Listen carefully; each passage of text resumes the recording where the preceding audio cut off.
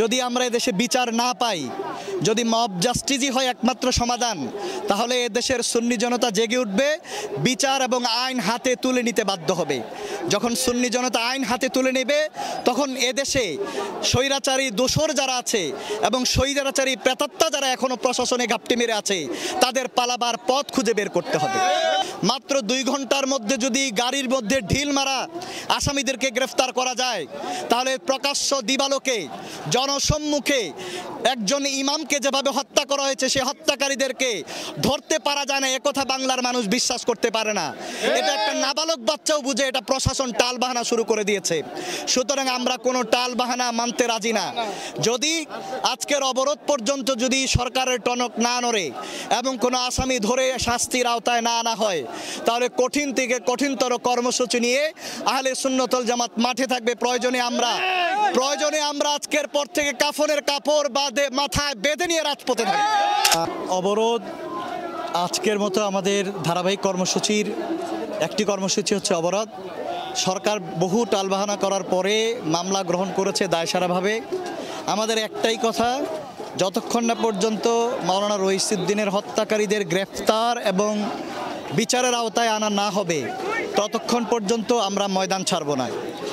পরবর্তীতে অবরোধ হরতাল যাই করা প্রয়োজন হয়, যদি আমরা এদেশে বিচার না পাই, যদি মব জাস্টিসই হয় একমাত্র সমাধান, তাহলে এদেশের সুন্নি জনতা জেগে উঠবে, বিচার এবং আইন হাতে তুলে নিতে বাধ্য হবে।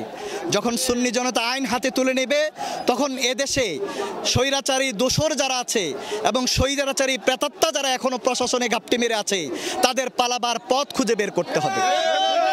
আমাদের একটাই কথা, যদি আমাদের আলটিমেটামে সরকার মামলা দায়সারাভাবে গ্রহণ করেছে, কিন্তু তারপরে আমাদের আন্দোলনকারীদেরকে বিভিন্ন জায়গায় হয়রানি করা হচ্ছে, টালবাহানা করা হচ্ছে, আমরা কোনো টালবাহানা দেখতে চাই না।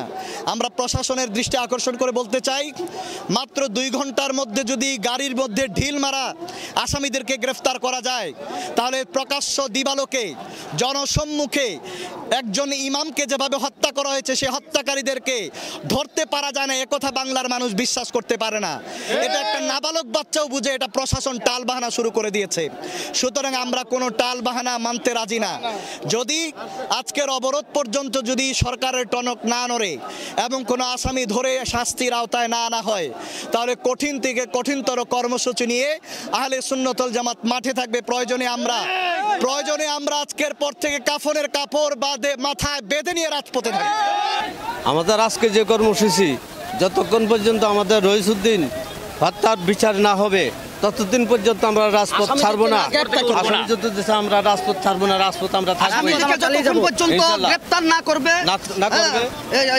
আইনের আওতায় না নেবে, ততক্ষণ পর্যন্ত আমরা রাজপথ ছাড়বে না।